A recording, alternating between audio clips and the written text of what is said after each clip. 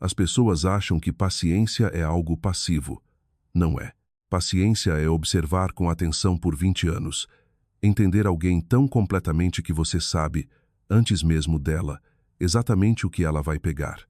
Meu nome é Evelina Moura. As pessoas que não trabalham para mim me chamam de Eve. A ligação estava marcada para as 19h. Eu sabia disso havia 3 semanas. Não tinha contado para ninguém. Charlotte, 6h15 da manhã. Meu apartamento no 18 grau andar virado para o leste, o céu passando do preto ao laranja, depois para um tom quase rosa, até se acomodar no cinza comum. Eu tinha aprendido a ignorar. Alvoradas bonitas têm o poder de desacelerar a gente, quando ainda há um relatório de due diligence de 47 páginas aberto na tela central. Fechei a última aba às 6h12, enviei o arquivo assinado para o Dr. Marcos Almeida, membro do conselho. Homem paciente, com a qualidade rara de fazer exatamente uma pergunta por conversa e depois esperar a resposta de verdade. O e-mail de confirmação voltou em 4 minutos. 6h14. Bom, 3 telas, 2 xícaras de café vazias, um bloco de anotações com 6 linhas que eu já não precisava. Organizei tudo na pilha de reciclagem com o mesmo cuidado que organizo tudo. Cantos alinhados, sem excesso. Meu colega Marcos chama isso de traço de personalidade. Eu chamo de preferência por não desperdiçar energia com entropia. No canto da mesa, entre o bloco e o carregador do celular, havia uma pequena pintura emoldurada em madeira. 4 por 5 polegadas. Aquarela. A Serra da Mantiqueira pintada como se vê da varanda dos fundos numa manhã de início de novembro, em camadas e um pouco enevoada. O tipo de pintura em que o primeiro plano está mais nítido que o fundo. Eu a tinha havia 22 anos. Nunca pendurei na parede. Meus olhos descansaram nela por um momento. Talvez 2. Depois peguei as chaves do carro. A escolha da blusa demorou mais do que deveria. 8 minutos diante do guarda-roupa, sei porque olhei o horário quando comecei e olhei de novo quando finalmente decidi. 8 minutos é, objetivamente, o tempo correto para preparar a introdução de um pitch deck. Não é, pelos padrões da maioria, o tempo correto para escolher o que vestir no aniversário da própria mãe. Mas a maioria das pessoas que vai ao aniversário da mãe não estava pensando nisso havia 3 semanas. Aqui vai a coisa sobre Renata. Minha irmã tem um dom. Não é incomum. Muita gente tem.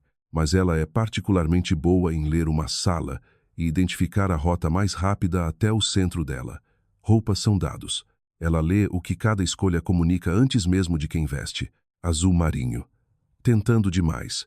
Algo para comentar. Preto. Escondendo algo. Também algo para comentar. Qualquer coisa com estampa. Aspiracional.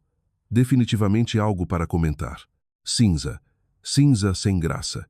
O tipo que diz, eu trabalho num escritório. Não sou ameaça à posição de ninguém nesta sala. O tipo que, se você estiver prestando atenção, diz algo completamente diferente. A maioria não presta atenção. Estendi a blusa cinza sobre a cama. A coisa sobre se vestir para ficar invisível é que você precisa se comprometer completamente. Do mesmo jeito que se compromete com qualquer estratégia, sem hesitação, sem meio termo. Uma blusa cinza com brincos interessantes não é invisível. É tentar ser invisível enquanto também se é um pouco interessante. Isso é o pior dos 2 mundos. Cinza lisa, cabelo preso, brincos pequenos de ouro que eu tinha desde a faculdade de Direito e nunca pensava neles. Exatamente o que alguém que só trabalha num escritório usaria. Fechei o saco de roupa. Iniciei o café. Calculei o trajeto. 2 horas e 20 minutos pela rodovia, supondo que não houvesse obras depois de Resende. Meu celular estava na bancada da cozinha. Abri a agenda. 19. Reunião do Conselho Aquisição Kellner. Aprovação final. O horário marcava 6h40. Percebi, não pela primeira vez, que o que eu ia fazer naquela noite não era exatamente o que eu vinha dizendo a mim mesma. Eu tinha chamado de experimento. Deixar a verdade ficar visível, eu tinha dito, na privacidade da minha própria cabeça, do jeito que a gente formula as coisas quando ainda não está pronta para ser honesta sobre a motivação. Um experimento. Como se eu não tivesse passado 22 anos arquivando exatamente como Renata opera. Como se eu já não soubesse o que ela faria ao ver um celular na mesa com uma ligação marcada. Como se eu não tivesse escolhido aquela sexta-feira específica por um motivo. O café terminou. Despejei num copo térmico. 2 colheres de açúcar. Sem creme, parei de manter creme no apartamento anos atrás, depois de descobrir que o leite dos outros estraga mais rápido que o seu. Uma das pequenas eficiências de morar sozinha. A pintura ainda estava na mesa. Deixei lá. Eu sempre deixava lá. Estou pensando nisso há um tempo, eu disse para ninguém. Depois dirigi até Petrópolis. As montanhas começam mais ou menos 40 minutos depois de São Paulo.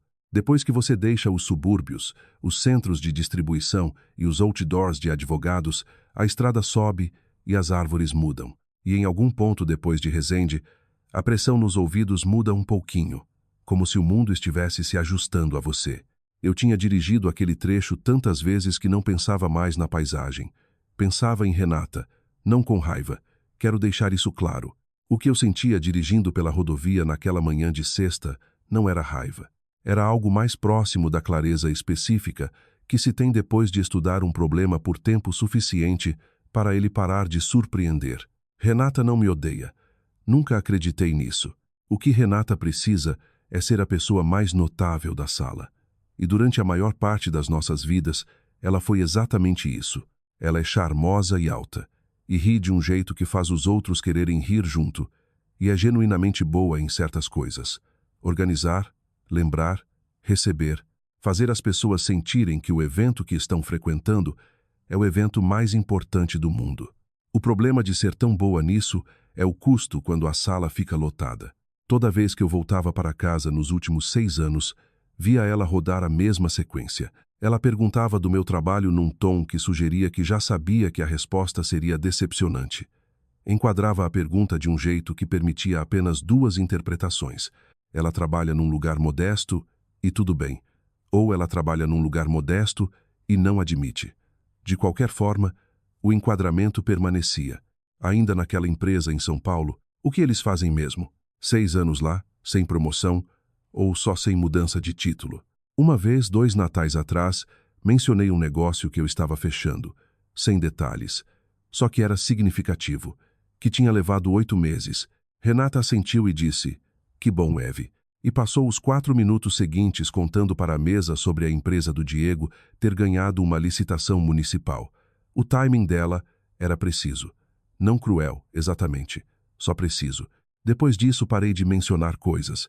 A estrada curvou por uma brecha entre 2 serras e a luz da manhã bateu no para-brisa num ângulo que me obrigou a baixar o quebra-sol. Começou antes dos empregos, antes de São Paulo. Antes de tudo isso, começou com uma pintura. Eu tinha 11 anos. A escola fazia uma exposição de arte todo novembro, nada elaborado. Só o ginásio decorado com trabalhos dos alunos e uma mesa com limonada e aqueles biscoitos de folha que os pais traziam. Eu tinha trabalhado na minha por 3 semanas. Aquarela.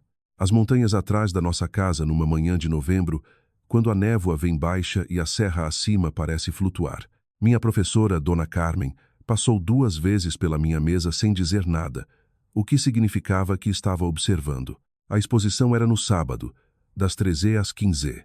Renata tinha um recital de piano no mesmo horário. Ela vinha se preparando havia 6 meses, não todo dia, não com disciplina particular, mas estava na agenda e era dela. Meus pais me disseram na noite anterior, "Vamos tentar chegar para a parte da sua, mas Renata está trabalhando tanto nesse recital, e você sabe como ela fica nervosa. Precisa de nós lá." Minha mãe disse do jeito que dizia a maioria das coisas difíceis, rápido, seguido imediatamente de mudança de assunto, como se velocidade pudesse reduzir o impacto. Eu disse que estava tudo bem. Fiquei ao lado da minha pintura às 13h15 e vi as outras famílias chegarem. Alguns pais trouxeram flores, uns poucos, balões. O ginásio cheirava a tênis molhados e ao doce específico de cobertura barata, e todas as cadeiras da segunda fila estavam ocupadas pela mãe, pai ou avó de alguém, e nenhuma delas era a minha. Às 14h15 os jurados fizeram a ronda. Vi uma mulher de cardigã verde parar diante da minha obra por muito tempo. Anotou algo. Depois seguiu. Às 14h40 anunciaram a categoria aquarela. Primeiro lugar. A fita era vermelha. Fita vermelha grossa com letras douradas, do tipo que pesava na mão, do tipo que sugeria que quem tinha feito aquilo entendia que vencer deveria sentir como algo. Dona Astiosto Eves, Tio Álvaro me disse, eu sabia, que foi a coisa mais gentil que uma professora tinha me dito até aquele ponto da vida. Dobrei a fita ao meio e guardei no bolso interno do casaco. Não por vergonha, não acho que era vergonha. Só não sabia o que fazer com a felicidade quando não havia ninguém para correr até ela. Meus pais chegaram em casa às 16h30. Renata tinha ido bem. Iam levá-la para jantar fora para comemorar. Só os três. Ela merece. E não foi uma noite linda para ela? Minha mãe perguntou, quase na porta, já meio caminho para o carro. A coisa da arte correu bem, filha. Tudo bem, eu disse. Correu bem. 3 semanas depois, mencionei de passagem que tinha ganhado. Minha mãe disse, ah, é mesmo? No tom de quem também estava pensando em outra coisa. A fita ficou no bolso do casaco até o casaco ficar pequeno. Depois eu a coloquei numa caixa de sapato. Depois, eventualmente, num lugar que ainda sei exatamente onde está. É daí que vem a blusa cinza. É daí que vem a maioria das decisões que tomo, se eu for honesta. O que tento ser, pelo menos em particular, quando não há ninguém para quem performar clareza. Entrei na saída para Petrópolis. As montanhas estavam próximas agora, de todos os lados, do jeito que ficam quando você entra na bacia, como se estivessem esperando. 3 semanas antes, quando o convite de agenda do Dr. Marcos Almeida chegou, algo me ocorreu. Não exatamente vingança. Eu tinha pensado na palavra e a deixado de lado, mais como um experimento. Queria ver o que aconteceria se eu parasse de me esforçar para me esconder. Confirmei com minha mãe que iria ao jantar. Confirmei com o Dr. Marcos que o horário das 19h ainda funcionava. Não mudei nada em nenhum dos planos. O resto era só aritmética. Cheguei na entrada da casa às 17h30. A luz da cozinha estava acesa. Pela janela da frente via o amarelo quente da cozinha. O mesmo amarelo de 30 anos. E a silhueta da minha mãe passando. E a voz de Renata atravessando o vidro antes mesmo de eu desligar o motor. Ela já estava dominando a sala. Respirei uma vez. Verifiquei o horário. Depois desci do carro. Minha mãe veio até a porta antes que eu subisse os degraus da varanda. Deve ter ficado observando da janela da cozinha, ela faz isso. Sempre fez. A vigilância específica de uma mulher que aprendeu cedo que as pessoas saem sem aviso e passou 30 anos monitorando a entrada da garagem só por precaução. Abriu a porta e desceu os 2 degraus. Me abraçou com os 2 braços. Do jeito que ela abraça quando quer dizer de verdade, e não do jeito que abraça quando tem outras pessoas olhando. Cheirava o mesmo creme que usava a vida inteira. Algo com lavanda. Nunca olhei o rótulo. Você conseguiu, ela disse. Feliz aniversário, mãe. Ela se afastou para me olhar. Havia novas linhas ao redor dos olhos, desde a última vez finas. Do tipo que só aparecem em certa luz, o que significava que eu estava perto o suficiente para vê-las. Parecia cansada de um jeito que não tinha relação com o horário do dia. Arquivei aquilo. Renata disse que não tinha certeza se você conseguiria vir, por causa do trabalho. Eu rearranjei algumas coisas. Ela assentiu como se aquilo explicasse algo. E talvez explicasse. Depois segurou a porta aberta e eu entrei. A casa na rua principal de Petrópolis era a mesma desde que eu tinha 7 anos. Mesma cozinha amarela que um dia pareceu alegre e agora só parecia teimosa. Mesmos pisos de madeira que anunciavam cada passo, quisessem ou não. Mesmo cheiro de madeira velha e do calor particular de uma casa aquecida e resfriada por 30 invernos. Sempre achei que se pode saber muito sobre uma família pelo que ela guarda e pelo que deixa mudar. E essa casa guardava tudo, exceto a parede ao lado da escada que tinha sido repintada em algum momento. Tinta mais clara. E nela, uma grande foto emoldurada de Renata e Diego no litoral, ela de vestido leve, ele sorrindo, os 2 bronzeados e à vontade. Abaixo, 2 quadros menores, as filhas de Renata num aniversário, balões rosa, cobertura no rosto, e no canto, quase atrás do balaústre onde era preciso procurar para ver, minha foto de formatura na faculdade de Direito, 4 por 6 polegadas, numa moldura de farmácia que tinha amarelado um pouco nas bordas. Olhei para ela exatamente o tempo necessário para registrar. Depois entrei na cozinha. Renata já estava lá, abrindo uma garrafa de vinho e explicando o rótulo para Diego, que escutava com a expressão de quem já ouviu muitas explicações de vinho e planeja ouvir muitas mais. Ela ergueu os olhos quando entrei e seu rosto fez o que sempre faz o calor que chega meio segundo rápido demais, como se estivesse esperando logo atrás do palco. Eve, você realmente veio. Pousou a garrafa e me abraçou. Um braço só. Breve. Não tinha certeza. Mamãe disse que você estava atolada. Não estava tanto assim. Você sempre está atolada. Ela disse do jeito que se diz algo que deveria soar como admiração, mas cai como diagnóstico. É meio que a sua coisa. Diego apertou minha mão. Sempre foi decente comigo. Diego educado do jeito específico de quem fez um acordo privado com as dinâmicas da família da esposa e escolheu o não engajamento como estratégia. Eu respeito, honestamente, exige disciplina. O jantar estava arrumado na sala de jantar, que Renata tinha organizado inteiramente. Toalha que eu não reconheci, velas pequenas, centro de mesa com galhos de outono e flores secas que ela claramente trouxera de casa. A sala de jantar da minha mãe, feita no gosto de Renata. Sentei na ponta mais distante, perto da porta da cozinha, e coloquei meu celular na mesa ao lado do prato, virado para baixo. A tia Harriet e o marido Tom chegaram 7 minutos depois. Harriet é uma mulher de 63 anos que comenta tudo e não pretende mal nenhum com isso. Opera numa frequência ligeiramente fora de sincronia com qualquer conversa em andamento, contribuindo observações precisas mas adjacentes ao que está sendo discutido. Tom, o marido, tem o dom de se sentir confortável em qualquer lugar, que consegue principalmente dormindo na maior parte deles. A amiga da minha mãe, Lisa, completou a mesa. Elas são amigas desde um grupo de igreja em 1998 e ela tem o calor particular de quem observa esta família há 25 anos e sabe quais assuntos evitar. Os primeiros 20 minutos foram tranquilos. Vinho servido, pão passado, aniversário da minha mãe reconhecido com um pequeno bolo que Renata pedira numa confeitaria de Petrópolis. Tinha o nome dela em cursiva. As velas foram acesas, cantamos, e minha mãe pareceu contente do jeito ligeiramente sobrecarregado de quem não espera ser celebrada. Depois a comida saiu e Renata se virou para mim. Vi ainda naquela empresa em São Paulo. Como é o nome mesmo? Eu sempre esqueço. Moura Assessoria. Isso, Moura Assessoria. Eles mantêm você ocupada? Ela já estava cortando o frango quando perguntou. O que significava que a pergunta não era pergunta. Era espaço reservado. Preparação para o que viria depois. Razoavelmente, eu disse. Alguém especial ultimamente, ou ainda é basicamente só o trabalho? Harriet ergueu os olhos. Ouvi dizer que São Paulo tem um novo mercado gourmet agora. Fica perto de você, Evie? Tom inclinou a cabeça brevemente para a frente, depois se corrigiu. Uns 10 minutos, eu disse para Harriet, e depois para Renata, porque ela ainda me olhava. Basicamente o trabalho. Renata assentiu com uma expressão que conseguia comunicar ao mesmo tempo simpatia e confirmação. A expressão dizia, eu sabia. A expressão dizia, faz sentido. Não disse nenhuma das duas coisas em voz alta, porque não precisava. Passou para si mesma, que era o passo natural seguinte.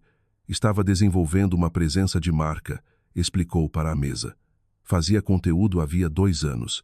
Estilo de vida, casa, vida intencional, e recentemente tinha se conectado com uma mulher que administrava um coletivo de criadores pequenos e montava pacotes de parcerias com marcas.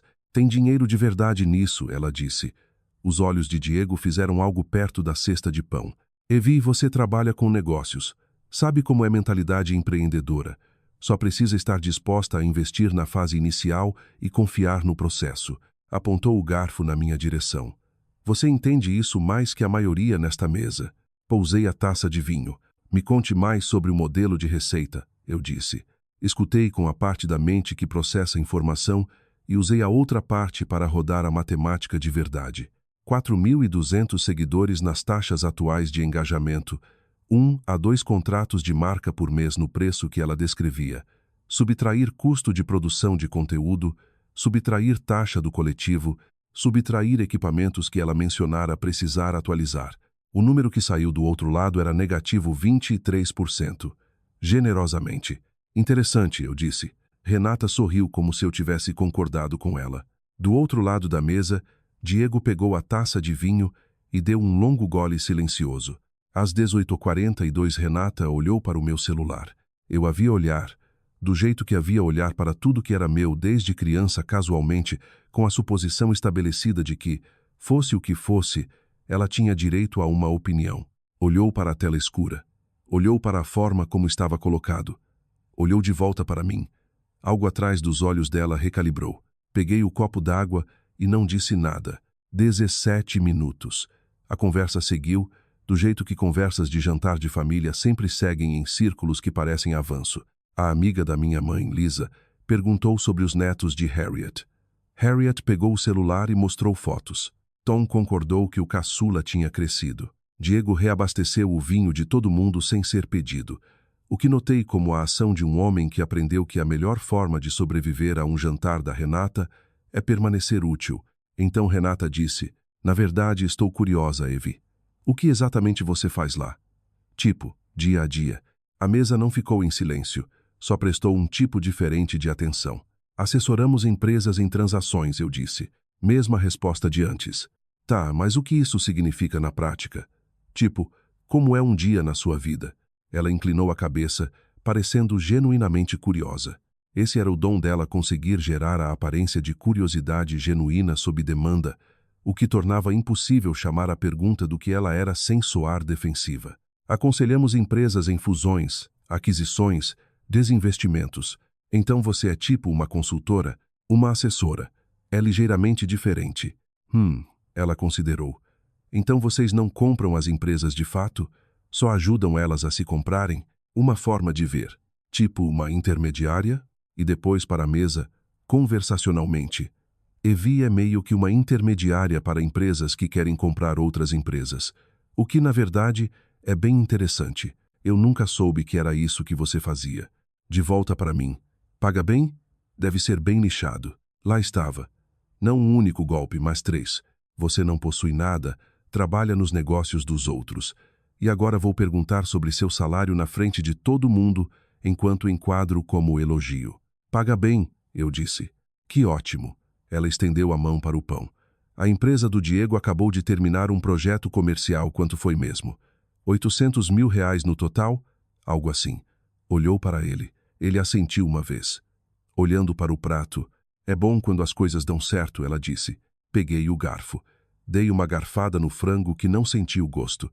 Harriet disse algo sobre um imóvel que o genro tinha vendido recentemente e como o mercado andava. Tom perguntou se alguém queria mais batatas e depois respondeu a si mesmo, passando-as para ninguém em particular. Quero pausar aqui e contar algo que normalmente não conto para as pessoas. Não porque decidi que vocês merecem, mas porque acho relevante para entender o que aconteceu em seguida, o que eu fiz, por quê, e se o que eu fiz foi realmente o que venho dizendo a mim mesma que foi. Sentada àquela mesa, ouvindo Renata explicar para a amiga da minha mãe que eu era basicamente uma intermediária, uma funcionária, uma mulher que ajuda pessoas mais importantes a fazer coisas mais importantes, senti algo que reconheci. Não raiva. Algo mais antigo que raiva. Algo que tinha a forma de uma criança parada na porta de um ginásio às 2 da tarde, vendo todas as outras famílias chegarem, segurando um prêmio que não tinha ninguém para receber. Eu vinha administrando aquele sentimento havia 22 anos. Tinha ficado bastante boa nisso. Canalizei para cada manhã cedo, cada noite tarde, cada negócio que demorou mais do que deveria, cada chamada de conferência de um quarto de hotel numa cidade que não me importava, cada momento sentada diante de alguém que me subestimava e deixando que continuasse até a matemática contar uma história diferente. E tinha dito a mim mesma que aquela noite era diferente, que não era sobre aquela criança na porta do ginásio, que eu simplesmente tinha parado de me esconder, que o plano era só clareza, visibilidade, deixar a verdade presente na sala, mas sentada ali, entendi algo que não tinha me permitido entender antes. O plano era preciso. Eu tinha escolhido uma sexta-feira, tinha confirmado o horário, tinha colocado o celular ao alcance. Essas não são ações de alguém que simplesmente parou de se esconder. São ações de alguém que estava esperando, com considerável paciência, pelo momento certo de parar de ser invisível de um jeito difícil de ignorar.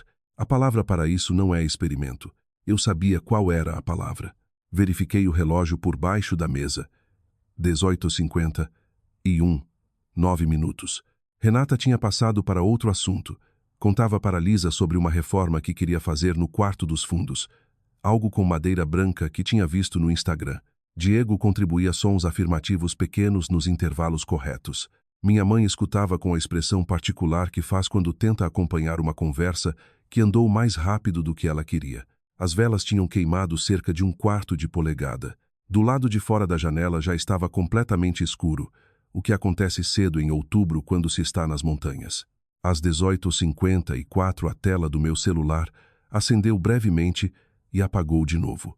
O ângulo significava que só eu e Renata, que estava sentada 2 cadeiras à minha esquerda e aparentemente vinha acompanhando, havia 12 minutos podíamos ver. É ligação de trabalho? Ela perguntou. Mesmo tom caloroso, mesma cabeça inclinada. Ligação marcada para as 7. Ela riu não sem gentileza, só com a leve borda de quem nota um fato que acha previsível. Numa sexta? Eles realmente te exigem tanto assim? Tudo bem. Sua empresa não tem regra para isso? Tipo noites e fins de semana? Olhou para Diego. Os caras do Diego batem o ponto às 5. Ele é bem firme nisso. Setor diferente. Eu disse. Acho que sim. Olhou para o celular de novo. Depois para mim. E a coisa que vinha se movendo atrás dos olhos dela nos últimos 15 minutos se moveu de novo. Deve ser bom. Sempre necessária. Havia algo naquela frase. Deve ser bom. Sempre necessária, que não se alinhava perfeitamente com a conversa de jantar que vínhamos tendo. Era a primeira coisa que ela dizia a noite toda que não tinha um vetor limpo de diminuição. Por um momento quase pensei que ela falava sério. Depois pensei na foto de formatura no canto atrás do balaústre e pensei em intermediária e pensei, não, ela só está recalibrando de novo. Viu a ligação marcada e a recalibração produziu calor em vez de condescendência. Mesmo instrumento. Configuração diferente. Eu disse obrigada. Às 18h57, Harriet perguntou se alguém queria café com a sobremesa, e isso gerou uma pequena discussão logística sobre se a cafeteira fazia as cápsulas individuais ou o café comum, e minha mãe se levantou para verificar. Lisa foi com ela, Tom dormiu de novo. Diego pegou o celular brevemente por baixo da mesa e guardou de volta. Renata estendeu a mão para a garrafa de vinho.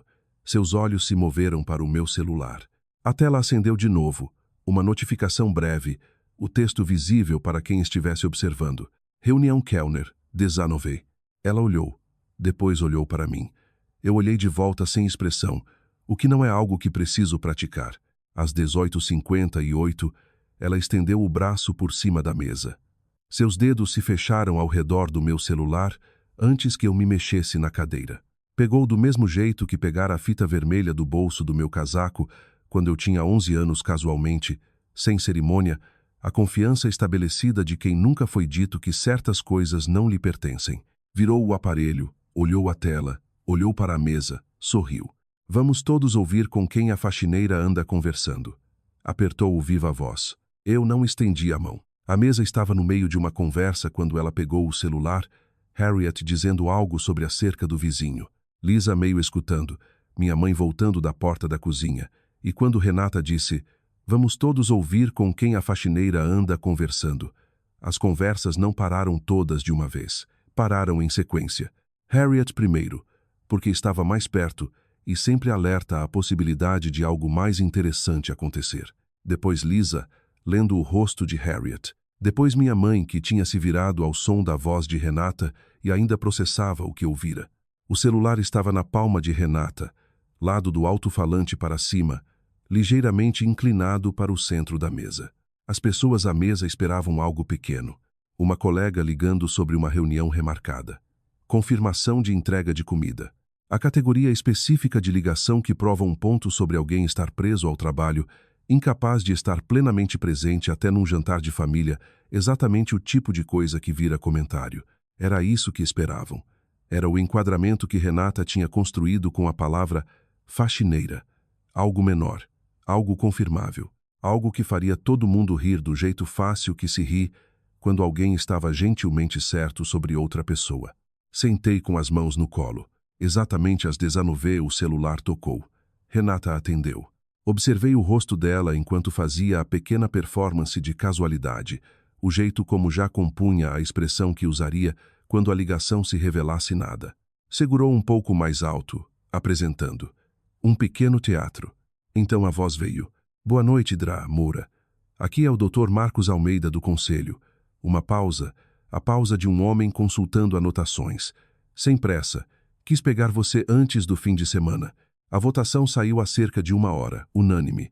A aquisição Kellner foi aprovada por 75 milhões de reais. Parabéns. Outra pausa. Mais quente desta vez. Esse é exatamente o tipo de negócio que nos coloca no mapa. Vou mandar a papelada pela manhã. Aproveite a noite. A ligação não terminou dramaticamente. Não precisava. Dr. Marcos Almeida desligou do jeito que as pessoas desligam chamadas eficiente. Sem cerimônia, já passando para o que vinha a seguir na lista. Não tinha ideia de que tinha dito algo incomum. Tinha ligado para uma colega confirmar uma boa notícia. Era só isso para ele. Para a mesa, era outra coisa. O silêncio que se seguiu não era o silêncio de uma sala que não tem o que dizer.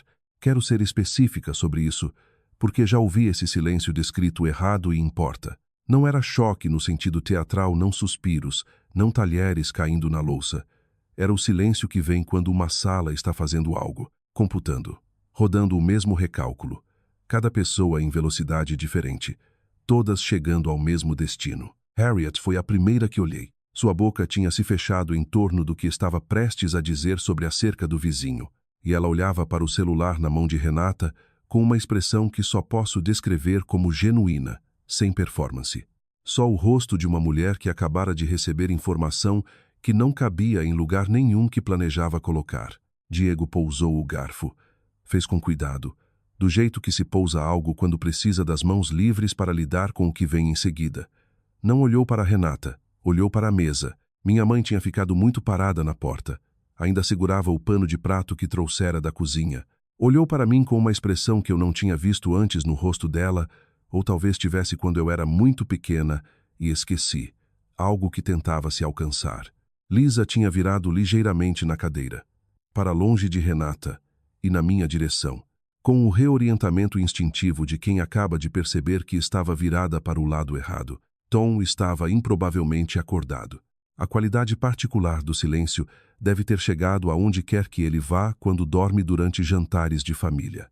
Porque seus olhos estavam abertos, e ele olhava para o celular na mão de Renata com a expressão ligeiramente intrigada de quem chegou ao filme depois da cena de abertura e tenta entender o enredo. E Renata? Renata ainda segurava o celular. Não tinha soltado. Acho que nem tinha decidido continuar segurando. Acho que a mão simplesmente ainda não recebera a instrução. Seu rosto fazia algo que eu nunca tinha visto antes, que era nada. Não o calor performático. Não a cabeça inclinada de curiosidade. Não a risada rápida que redireciona a sala. Só quietude. O rosto por baixo do rosto brevemente visível. Olhou para o celular, depois para mim. Depois, de volta para o celular. Eu me levantei. Caminhei ao redor da mesa, nem rápido, nem devagar. O passo de alguém que tem onde estar e está gerenciando o tempo de acordo. Estendi a mão. E depois de um momento em que várias coisas aconteceram que não fiquei para catalogar, Renata colocou o celular na minha mão. Não porque queria, porque não havia mais nada a fazer. Olhei para ela, só por um segundo. Ela abriu a boca. Eu disse, você queria que a sala visse quem eu sou. Agora eles viram. Caminhei até o corredor e abri a porta do pequeno quarto ao lado minha mãe usava para costura. Ou usava antes da máquina quebrar e ninguém substituir. Fechei a porta atrás de mim. Não alto, só fechei. Do jeito que se fecha uma porta quando há outras pessoas na casa e você não quer incomodar. Coloquei o celular no ouvido. Dr. Almeida, desculpe o atraso. De jeito nenhum, ele disse. É um momento ruim? Não, eu disse. É um bom momento. Vamos repassar a papelada. Conversamos por 11 minutos. Ele me guiou pelos termos de aprovação. O cronograma para a assinatura formal.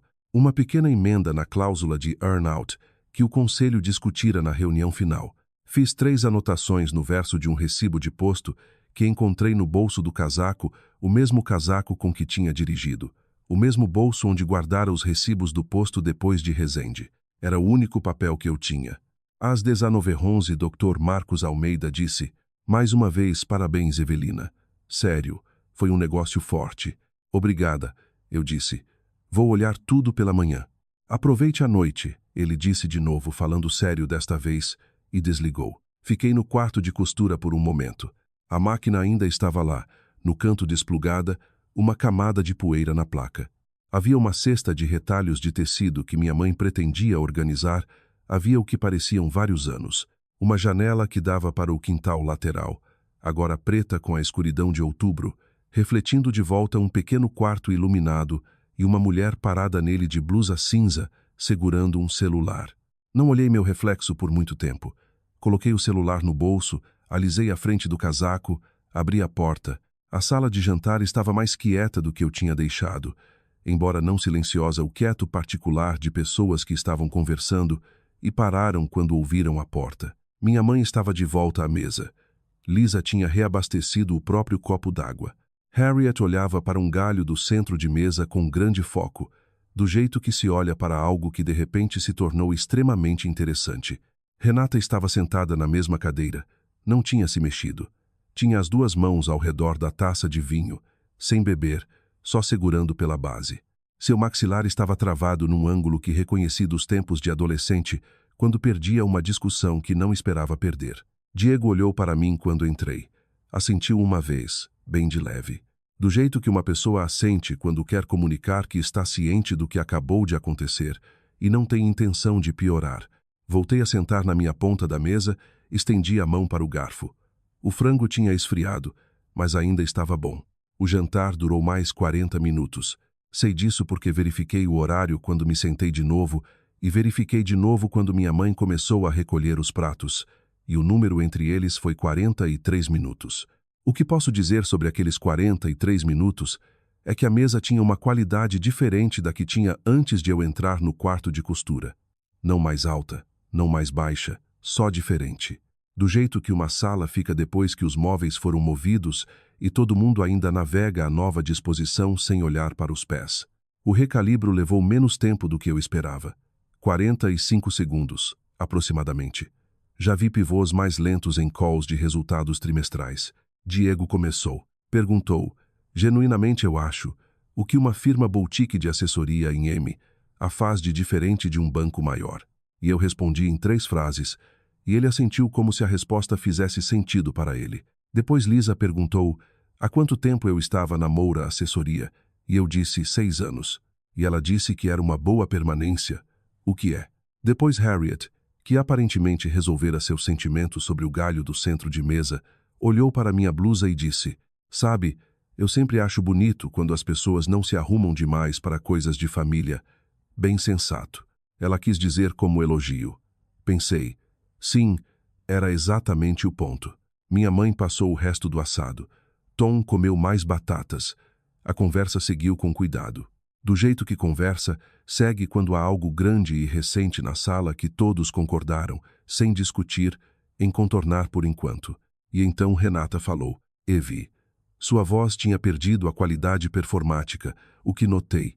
Olhava para mim com algo que queria ser direto. Pausou. Achei que esperava que eu preenchesse a pausa. Não preenchi. Eu ouvi, eu disse. Ela piscou. Não era a resposta que tinha preparado. Tinha preparado, tudo bem, ou não se preocupe, ou possivelmente eu sei. Está tudo bem. Qualquer uma das quais teria permitido que ela seguisse com a compreensão restaurada, a dificuldade absorvida, a mesa de volta ao normal. Eu ouvi. Eu disse de novo. Não disse nenhuma daquelas coisas. Só ficou ali. Eu não quis dizer nada demais, ela disse. Mais baixo agora. Eu realmente não sabia que você fazia coisas assim. Você nunca fala. Oisai. Se eu soubesse, eu teria... Renata. A mesa tinha ficado quieta de novo. Ou pelo menos mais quieta. Do jeito que uma mesa fica quieta quando as pessoas sentem que o que está acontecendo numa ponta provavelmente deve ser deixado terminar. Esperei até ela olhar para mim. Eu ouvi. Eu disse de novo. As 2 vezes. Ela fechou a boca. Virei para minha mãe. Mãe, o assado estava realmente bom. Você usou cidra de maçã desta vez? Minha mãe me olhou por um momento que continha várias coisas que ela não disse, e depois disse que sim. Tinha encontrado uma receita que pedia, e achou que valia tentar. E eu perguntei algo sobre a receita, e ela respondeu. E foi assim que a conversa seguiu. Renata não tentou uma terceira vez. Quando o jantar terminou, as pessoas se moveram do jeito natural de quem terminou o jantar. Diego para a sala procurar o controle remoto. Lisa ajudando minha mãe a levar pratos. Harriet acordando Tom. A dispersão pequena geral de um encontro familiar que atingiu seu ponto final um pouco antes do previsto. Recolhi as taças da mesa e levei para a cozinha. E quando Lisa se ofereceu para terminar, eu disse que ela podia ir sentar. Eu cuidava. Queria a cozinha. Queria ser útil e sozinha ao mesmo tempo, combinação que sempre soube arranjar. A cozinha estava quente. O cheiro do assado tinha se acomodado em tudo nas cortinas, provavelmente, do jeito que cheiro de comida faz quando a casa está bem aquecida e as janelas fechadas contra o frio de outubro. Enchi a pia com água quente. Encontrei o detergente no armário onde vivia desde que eu tinha 7 anos. Comecei pelas taças. Quero ser honesta sobre algo. Eu ganhei. Quero dizer isso claramente primeiro, porque o resto vai ser complicado. E não quero que a complicação obscureça o fato de que eu ganhei. Renata segurou aquele celular, e a verdade passou por ele. E a sala viu exatamente o que ela vinha trabalhando havia anos para impedir que vissem. O enquadramento que ela tinha construído Evi modesta, Evi intermediária, sempre no trabalho porque não tem mais nada desmoronou no tempo aproximado que Dr. Marcos Almeida levou para ler 3 frases. Eu me levantei, disse uma coisa, saí, atendi minha ligação, voltei e comi frango frio. Ela disse que estava brincando e eu disse que tinha ouvido e ela sentou. Isso é uma vitória, estou ciente disso, mas aqui vai a coisa que eu não tinha contabilizado. Eu estava parada na cozinha da minha mãe às 19h50 de uma sexta-feira, lavando taças que ainda tinham vinho no fundo de algumas. E o que eu sentia não era o que esperava sentir. Tinha imaginado, se for honesta, se tivesse me permitido imaginar, que sentiria como fechamento, como a satisfação particular de assinar a última página de um negócio que demorou muito, do jeito que a caneta se move diferente nessa página, com mais peso de alguma forma. Não sentiu assim. Sentiu como se eu tivesse provado algo para uma sala que iria para casa aquela noite e lembraria da história do jeito que as pessoas lembram histórias que aconteceram com outra pessoa. Com interesse e com certa satisfação, possivelmente com intenção de contar de novo. Sentiu como se eu tivesse colocado a fita na mesa diante de todo mundo. E a menina de 11 anos que aguardara no bolso do casaco por 2 semanas, porque não tinha ninguém para dar, ainda tinha 11 anos. Ainda estava parada na porta do ginásio. Ainda não tinha certeza se queria que alguém visse. Eu tinha respondido a uma pergunta aquela noite. Não tinha certeza se era a pergunta certa. A porta de tela se abriu atrás de mim. Continuei lavando. Passos no piso de madeira, sem pressa. Depois a voz da minha mãe, mais baixa do que usara na mesa a noite toda, o registro que usa quando fala com uma pessoa em vez de uma sala. Evi, ela disse. Vem sentar comigo 1 minuto. Fechei a água. Sequei as mãos no pano de prato pendurado na alça do forno, o mesmo gancho, o mesmo pano, ou um diferente no mesmo lugar. Não importava. Virei. Ela segurava 2 copos de chá doce, um em cada mão, parada na porta da cozinha. Os pratos ficam para amanhã, ela disse. Eu a segui para fora. A varanda dos fundos era a parte da casa que não tinha mudado nada. Mesma madeira gasta. Mesmas 2 cadeiras de balanço que estavam ali desde antes de eu lembrar. Mesma vista do quintal onde o sicômoro tinha crescido tanto na última década que seus galhos alcançavam a linha do telhado. O ar de outubro tinha ficado frio e limpo, do jeito que o ar da serra fica depois de escurecer. Sem umidade, só cheiro de folhas mortas e fumaça fraca de lenha de algum lugar da rua. Minha mãe sentou na cadeira dela. Eu sentei na outra. Ela me passou o chá doce e eu segurei, sem beber de imediato. Dentro da casa, sons. Diego e Tom conversando na sala, o murmúrio baixo e companheiro de um jogo na TV. A voz de Harriet atravessando a janela, contando para Lisa algo sobre uma receita. Os sons de uma noite que tinha retomado a si mesma e insistia na própria continuação. Aqui fora, só o escuro e o sicômoro e o frio. Minha mãe olhou para o quintal por um momento. Ela faz isso senta com uma coisa antes de falar sobre ela. Sempre achei que era a qualidade mais ou menos útil numa pessoa, dependendo de quanto tempo eu tenho. Eu não sabia o que você fazia, filha. Oisai, você não me contou. Segurei o copo de chá doce. O frio dele atravessou minha palma. Não achei que você... Parei. Algo na frase não sobreviveu ao contato com o ar da noite. Comecei de novo. Não, isso não é justo. Eu não tentei. Ela assentiu, bem de leve, como se tivesse esperado algo assim e estivesse arquivando. Ela não é mulher de performar aceitação. Ou aceita ou não aceita. E quando aceita, é quieto. Eu não perguntei. Ela disse. Não, isso também é culpa minha. Disse do jeito que se diz algo que vem decidindo dizer há um tempo, plano e assentado, sem procurar briga. Não disse nada por um momento. A coisa sobre essa conversa em particular era que eu tinha imaginado versões dela ao longo dos anos, não com frequência, e não com nenhuma crença séria de que aconteceria, mas ocasionalmente, do jeito que a gente ocasionalmente imagina coisas que disse a si mesma que não precisa. Na maioria das versões que imaginei, havia mais do que isso, explicações mais longas, mais prestação de contas. O tipo de conversa em que coisas são nomeadas que nunca foram nomeadas antes, onde os anos são dispostos e examinados e atribuídos. Essa foi mais quieta que isso. Minha mãe não era mulher de explicações longas. Sentou na cadeira e disse o que era verdade, e não elaborou além do ponto em que a verdade tinha sido dita. Descobri, para minha própria surpresa, que preferia assim. Quero te perguntar uma coisa, ela disse. Quando você era pequena, você tinha mais ou menos 11 anos. Tinha uma coisa de pintura na escola, na exposição. Eu não fui. Parou. Uma pausa que tinha peso. Você ganhou algum prêmio? O sicômoro se moveu contra a linha do telhado. Um pequeno rangido de madeira velha se acomodando. Primeiro lugar, eu disse. Categoria aquarela. Minha mãe fechou os olhos. Não dramaticamente, só fechou. Do jeito que se fecha quando se está absorvendo algo e precisa de um segundo, sem entrada visual. Segurou fechados por 3 ou 4 segundos. Depois abriu e olhou para o quintal. Eu não sabia disso, ela disse. Oisai, você não falou, você não perguntou. Ficamos com aquilo. Era uma acusação, quero deixar claro, porque poderia ter sido e não foi. Era só o registro. Você não perguntou. Eu não disse. Aqui estamos, 22 anos depois, na sua varanda em outubro, e estamos dizendo agora. Minha mãe pousou o chá doce no braço da cadeira, cruzou as mãos no colo, do jeito que cruza na igreja, não devocionalmente, só porque é o que suas mãos fazem quando estão paradas. Eu errei muitas vezes com você, ela disse.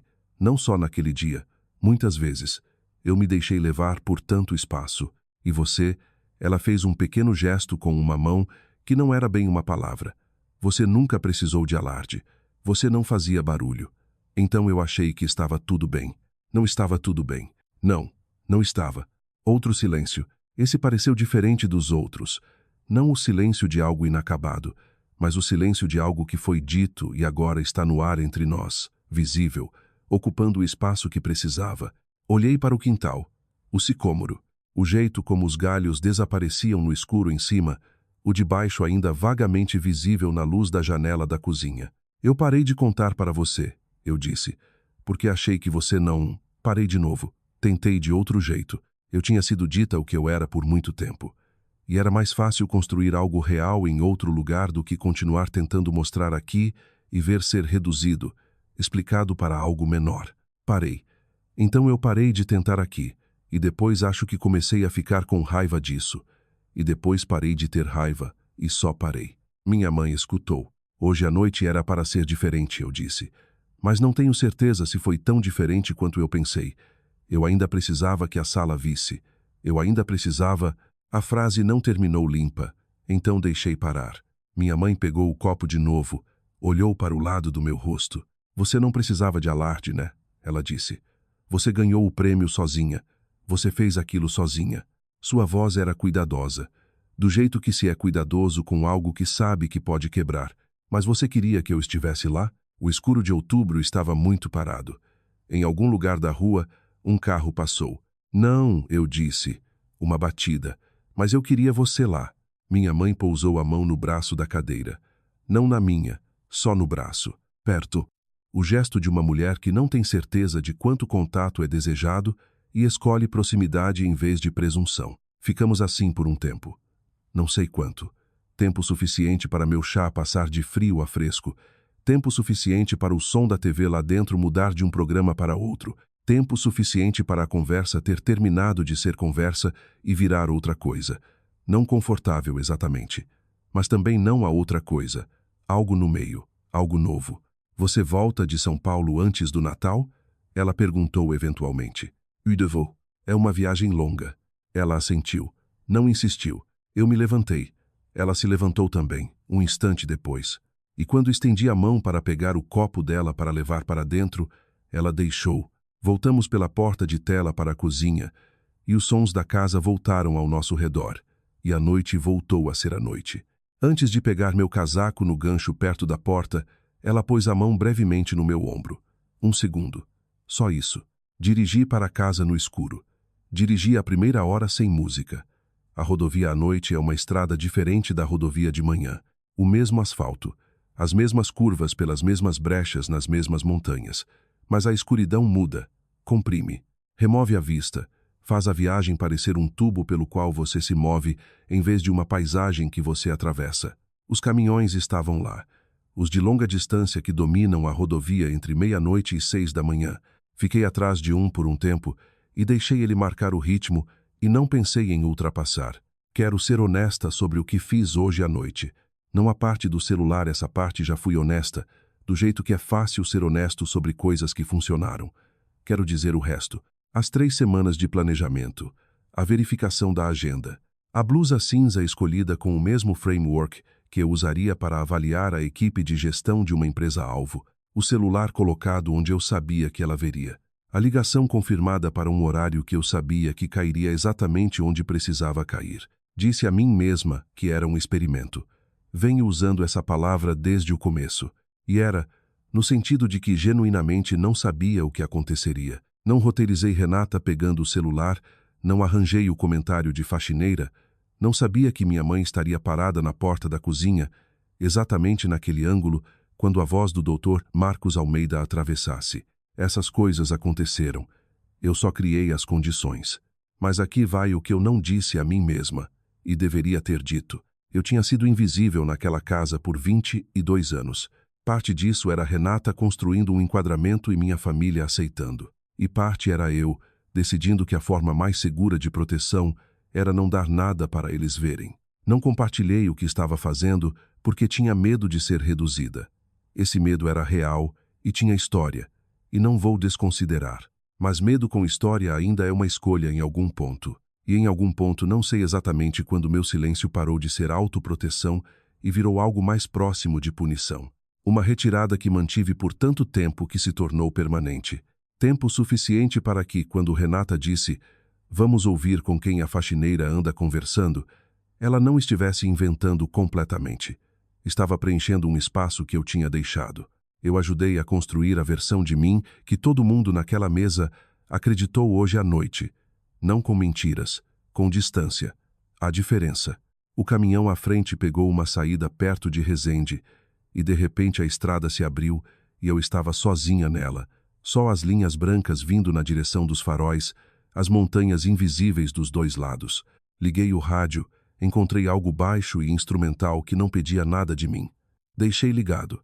Às 21h47 meu celular vibrou no banco do passageiro. Esperei até o próximo posto, entrei. Coloquei em ponto morto. Renata, Eve, eu sei que errei. Me desculpa. Eu realmente não sabia. Se eu soubesse, não teria feito. Me desculpa. Sem emoji. Sem pontos de exclamação. As frases tinham a qualidade despojada de algo escrito e reescrito, até sobrarem só as palavras necessárias. Li 2 vezes.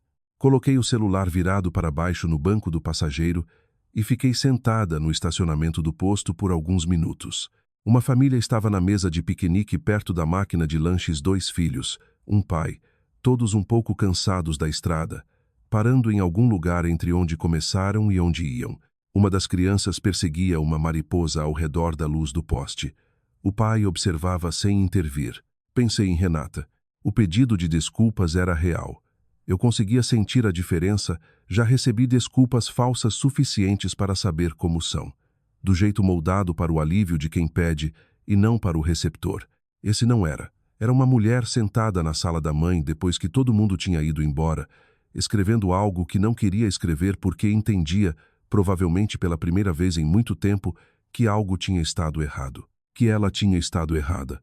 Não sobre o comentário de faxineira especificamente, embora isso também, mas sobre toda a estrutura. Os anos dela, eu não estava com raiva suficiente para querer que ela sofresse. Quero dizer isso claramente porque pode não ser óbvio de fora. Eu não entrei naquela casa hoje à noite com crueldade em mente. Entrei com um celular, uma ligação marcada e 22 anos de paciência. E o que eu queria era que a sala soubesse quem eu era. Só isso. Não queria que Renata sentisse o que sentiu sentada naquela cadeira às 19h15, enquanto a mesa recalibrava ao redor dela. Ou talvez quisesse um pouco, mas não mais. Não agora. Sentada num posto da rodovia, com o pedido de desculpas dela no meu celular e a memória da varanda ainda perto da superfície. Não agora. Quando o que eu continuava voltando não era o momento do celular, mas o momento em que minha mãe perguntou se eu tinha ganhado o concurso e eu disse primeiro lugar, categoria aquarela, e ela fechou os olhos. Não respondi à mensagem de Renata. Não naquela noite. Não porque decidi contra, porque ainda não tinha as palavras e não queria mandar as erradas. E a viagem ainda tinha 1 hora. E eu não queria decidir sobre minha irmã num estacionamento de posto em Resende às 10 da noite de uma sexta. Voltei para a rodovia. São Paulo se anunciou do jeito que sempre faz primeiro um brilho no horizonte. Depois a geometria específica do skyline subindo contra o céu escuro. Os prédios iluminados no patchwork particular de uma cidade que nunca dorme completamente. Peguei minha saída e dirigi pelo centro com quase nenhum trânsito. Só os semáforos trocando de cor para cruzamentos vazios, estacionei na garagem do prédio, subi de elevador até o 18º andar. Meu apartamento estava escuro. Acendi o abajur da mesa, não a luz de teto, só o abajur, e coloquei as chaves no gancho perto da porta, o mesmo gancho de onde as pegara às 6h43 daquela manhã, um número de horas que parecia maior do que o relógio dizia. As 3 telas ainda estavam escuras. O bloco de anotações ainda na pilha de reciclagem, cantos alinhados. E no canto da mesa, entre o bloco e o carregador, a pequena pintura emoldurada em madeira. 4 por 5 polegadas. Serra da Mantiqueira no início de novembro. Sentei na cadeira da mesa. Peguei. Havia 22 anos. Nunca pendurara na parede porque nunca decidira o que fazer com ela. E na ausência de decisão ficara na mesa. E eventualmente a mesa tinha se tornado onde ela morava. Segurei agora e olhei a linha enevoada da serra. O jeito como o primeiro plano vinha mais nítido que a distância. A qualidade particular da aquarela, que deixa a luz atravessar o pigmento e faz até cores escuras carregarem alguma luminosidade. Minha mãe não sabia que existia. Peguei o celular. Eram 23h48. Tarde demais para ligar. Abri uma mensagem em vez disso. Digitei. Li de volta uma vez. Vou voltar antes do Natal. Só nós duas, se estiver tudo bem. Quero te contar o que eu faço. Quero que você saiba. Enviei. Pus o celular na mesa. O skyline de São Paulo estava lá fora da janela, paciente e indiferente, fazendo o que as cidades fazem. 4 minutos depois o celular acendeu. Vou fazer o assado. Me diz o dia. Li 2 vezes. Olhei para a pintura. Coloquei de volta na mesa, mesmo canto, mesmo lugar, mesma luz do abajur na linha da serra. Mas algo estava diferente. Não a pintura. A pintura era a mesma. Algumas vitórias precisam de plateia. Algumas só precisam da pessoa certa. Eu soube ser paciente por 20 anos. Observei com atenção. Entendi profundamente. Esperei pelo momento exato. Soube antes dela o que Renata ia pegar. Só não tinha aplicado nenhuma dessa paciência à pergunta do que eu mesma estava alcançando. Apaguei o abajur. A cidade ficou iluminada lá fora da janela, do jeito que as cidades ficam não para ninguém em particular, só porque as luzes estavam acesas e ninguém tinha desligado. Pensei que amanhã ligaria para minha mãe e nós marcaríamos uma data antes do Natal. Pensei que isso era suficiente por hoje à noite. Às vezes o silêncio que você escolheu para se proteger se torna o silêncio que te apaga. Você para de compartilhar porque tem medo de ser descartada. E em algum ponto ao longo do caminho, esse medo para de ser escudo e vira parede. Você diz a si mesma que está protegendo algo, mas o que realmente está fazendo é entregar a caneta para outras pessoas e deixar que escrevam sua história por você. Evi passou 22 anos sendo paciente. Observou com atenção, esperou com precisão e escolheu exatamente o momento certo para deixar a verdade falar por si. E funcionou. Mas o momento que realmente mudou algo não foi a ligação. Foi uma varanda dos fundos, 2 copos de chá doce e uma mãe fazendo uma pergunta que deveria ter feito 20 anos antes. A lição não é sobre cronometrar sua revelação perfeitamente. É sobre perguntar a si mesma o que você realmente está esperando. E se a pessoa que mais precisa te ver talvez esteja a apenas uma conversa honesta de distância. Você já ficou quieta sobre algo importante para se proteger e percebeu tarde demais que o silêncio doeu mais do que falar teria doído.